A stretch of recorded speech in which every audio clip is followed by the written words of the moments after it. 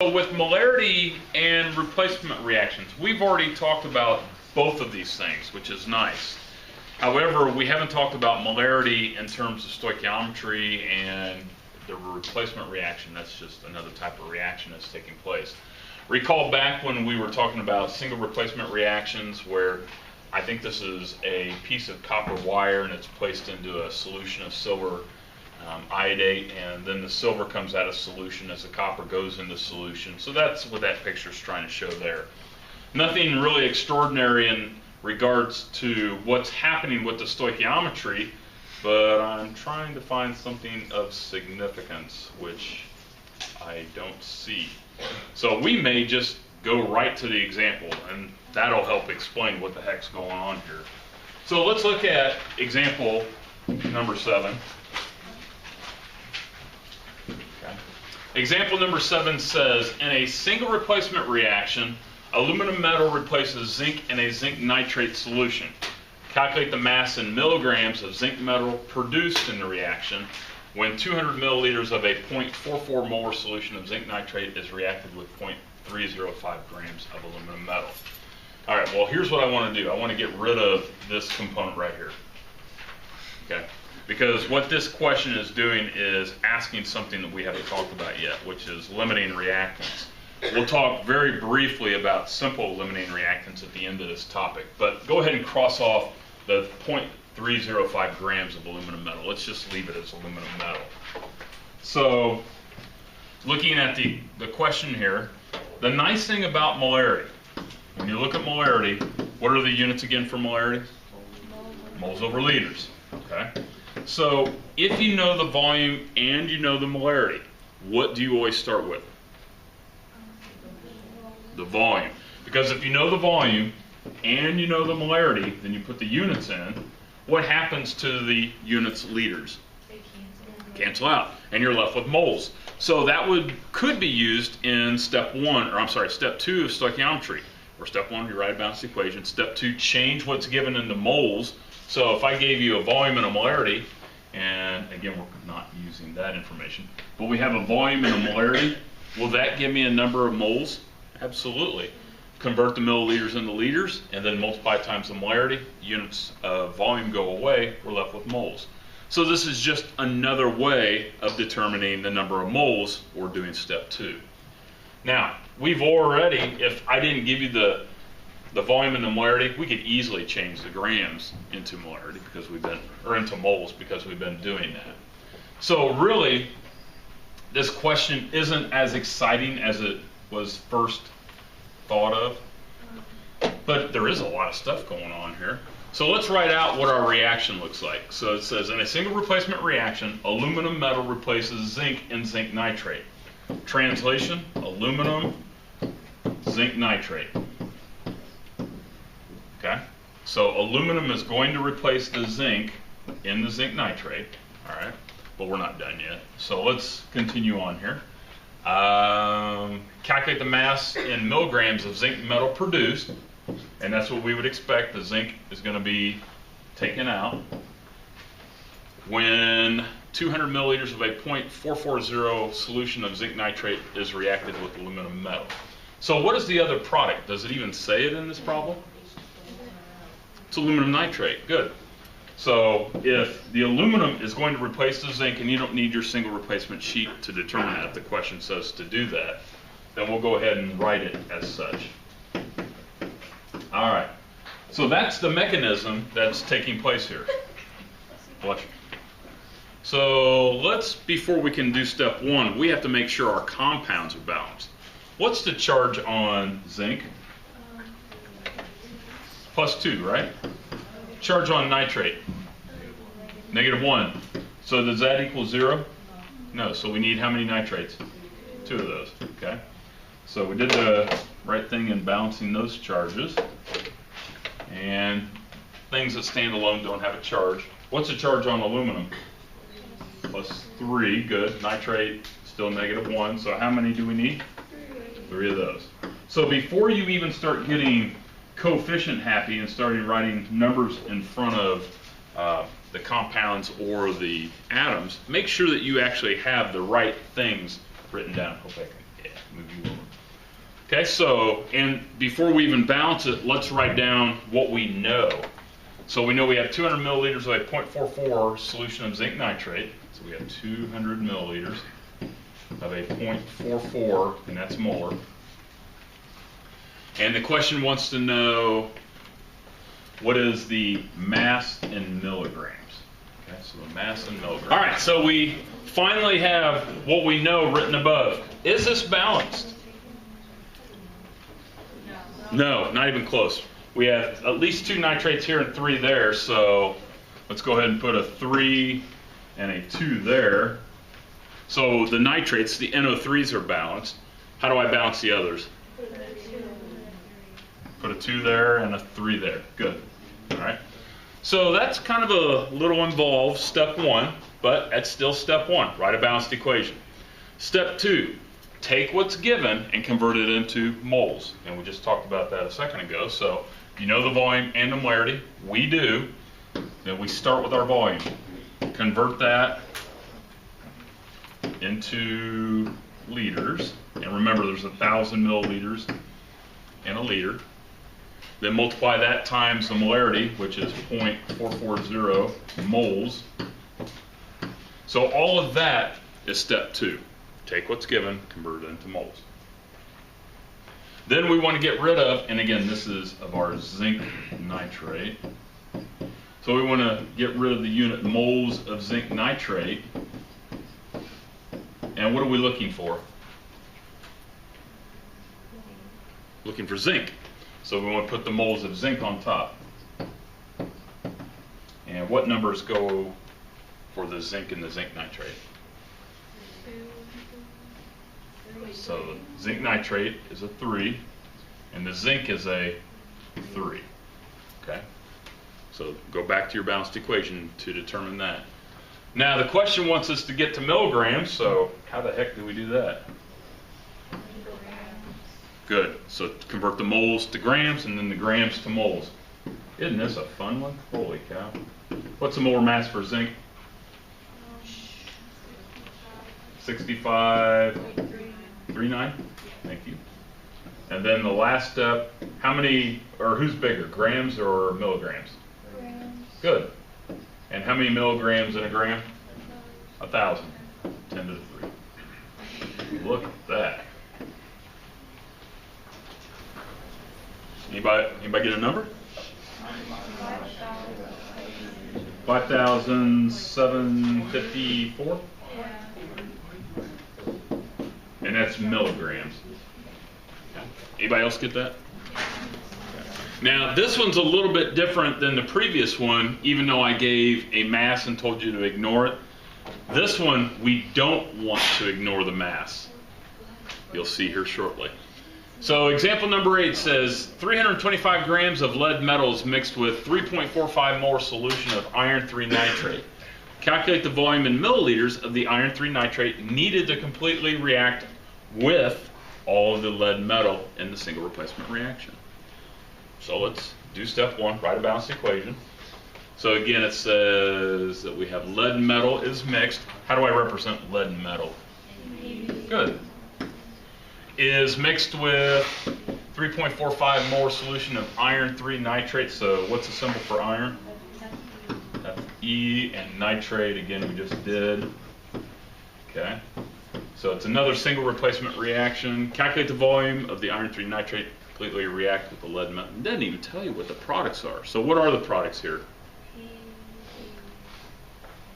PbNO3 and iron. Okay. So we're going to assume that it does take place, even though you're not using your single replacement sheet. Okay, so let's write down some charges. So what's the charge on iron in the iron 3 nitrate? Very good. So it's a +3 charge. And we said nitrate was -1, so we need how many nitrates? 3. Good. It wasn't 3 because of the 3 there. Okay. Lead. What are the possible charges for lead? 4. 4 and 2. What do you want to go with? 2. That's a good one. That's a really most popular type, actually. So good choice. And nitrate's still -1, so that means we need 2 of those. All right, so we have our formula balanced. Let's write down what we know. We have 325 grams. Oops. We have 325 grams of lead, and it's mixed with a 3.45 molar solution. But the question's asking what? So it wants to know, let's scoot you down just a little. Whoa. Wants to know how many milliliters. Oh boy. Oh boy. So it gave us a mass for lead, and it gave us some molarity for the iron nitrate, but it's asking for the volume. So let me ask you this. Do we know the volume and molarity? No. Okay. Since we do not know the volume and the molarity, don't you dare try to start with that. Okay. In other words, whatever we're working with has to be able to be converted to moles. We can't do that. Yes, it is moles over liters, but we don't have a volume to cancel out the other volume to be left with moles. Can we change grams into moles?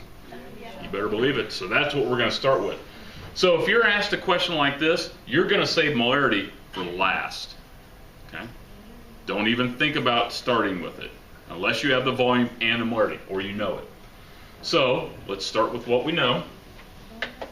We had 3. Oh, did we balance this? Yeah, so what do we need to do? Sorry. 2 there. 3 there. 2 and a 3 there.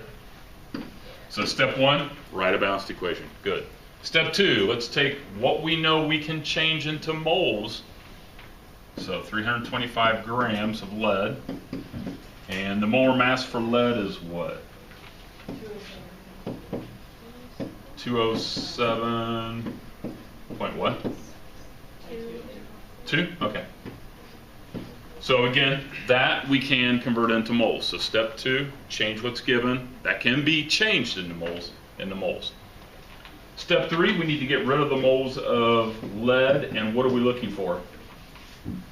Iron nitrate, right? So we need to find the volume for that. So we'll put moles of iron nitrate up there. Okay.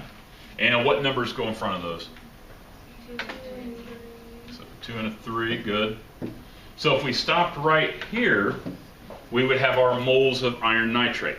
Now, recall that when you look at 3.45 molar, that means that we have 3.54 moles for every liter, right? Sure is yes, okay? Now, we need to find the volume. And if it's not the unit that we're looking for, what do we do with the unit? Move it diagonally. So we're going to take this moles of iron nitrate, and we're going to move it diagonally. Okay? And if we're looking for volume, isn't it nice to have a volume unit on top? Yeah. So what you're doing is you're actually taking this and inverting it. We're going to let the units invert this for us. So we're going to put the 3.45 down here, and what are we going to put on top if we invert that? Liters, which is the volume. Very good. So when you're given a molarity, but you're not given a volume for it, you're going to invert the molarity. That's one reason why we never show, when we're doing the calculation, we never put a capital M within the problem. It's always moles per liter, because we will need to flip that every once in a while. So if I stop right there, I have my volume in liters, but what is it wanted in? Milliliters. So again, move that unit diagonally. Which one's bigger, a liter or a milliliter? And how many milliliters in a liter? There you go. So really, when you're looking at this problem, you're saving that for last because you don't have a volume. So don't try to start with that. The only time you can do that is if you have a value that you know. Like we did back here, where we had the volume, we had the molarity, that's what you're going to start with. Okay? And let's get a number here. Anybody get a value? 303? Yeah, I like that. Okay. That's not too bad. Okay? All right. Going back to the notes. And the 4s are part of your homework.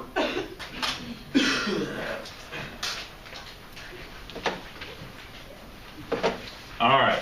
Now, there are situations, there are times where you're actually given 2 amounts for the reactants. Okay?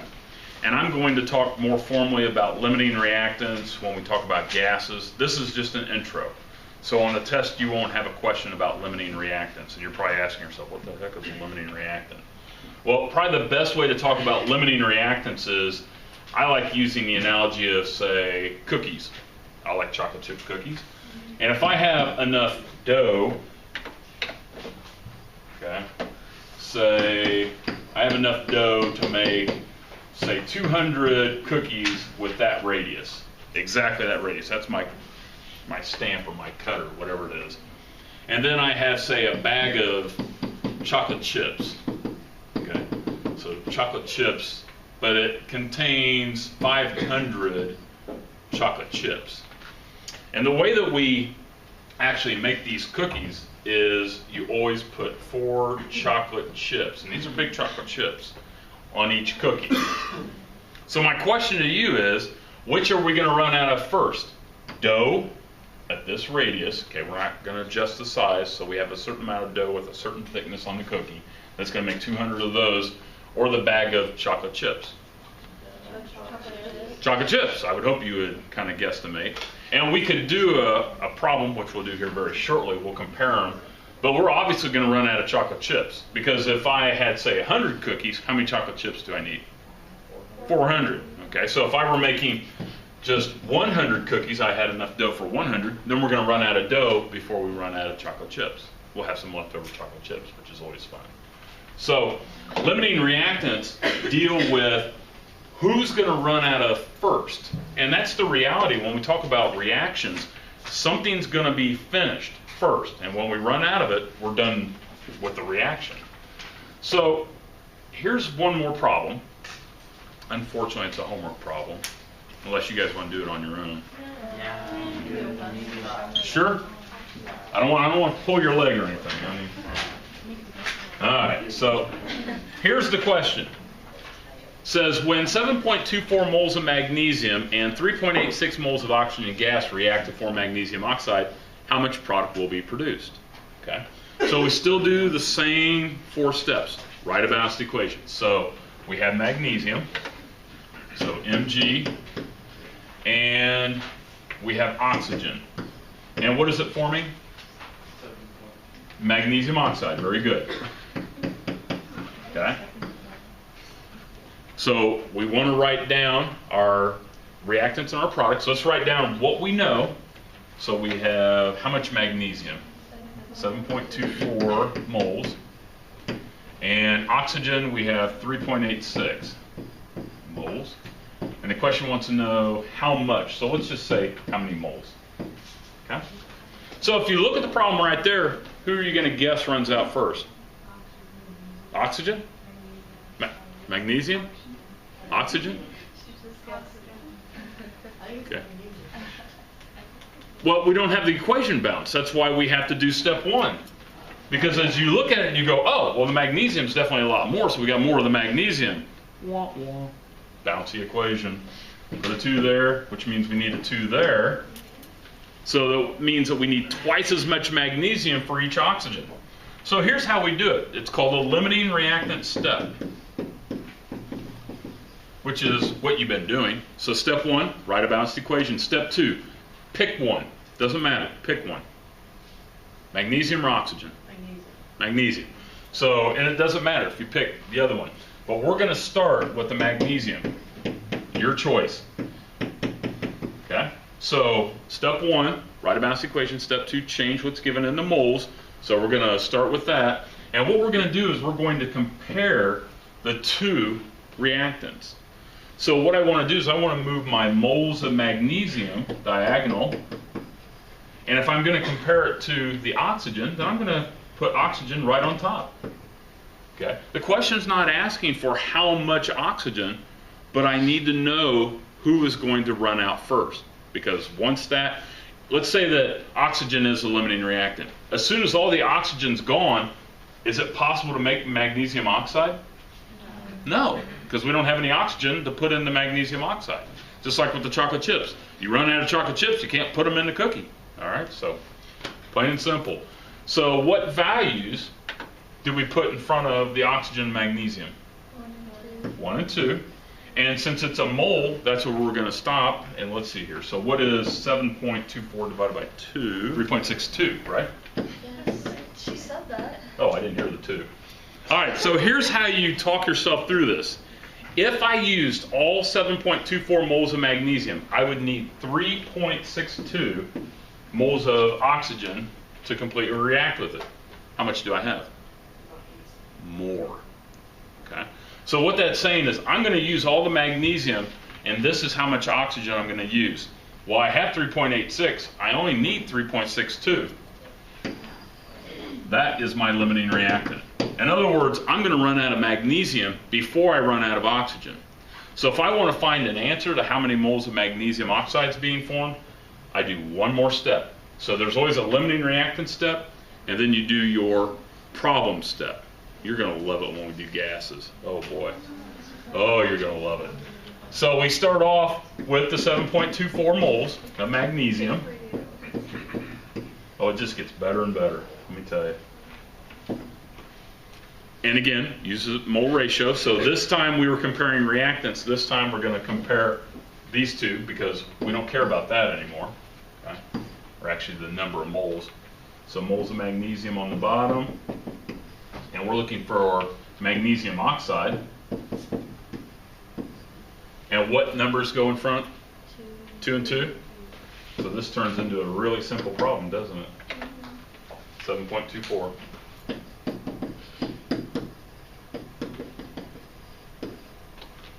Okay. So with limiting reactants, there's always a limiting reactant step. Now, if you talk to some other chemistry teachers in this building, they're going to tell you to do something a little bit different, but on the AP exam, you always have to show a limiting reactant step before you answer your question. So if you get direction from somebody else that's not in this room, be careful, I'm just saying. But this is what College Board wants to see. Okay? So it looks like your homework is the 4s, since we did the 5.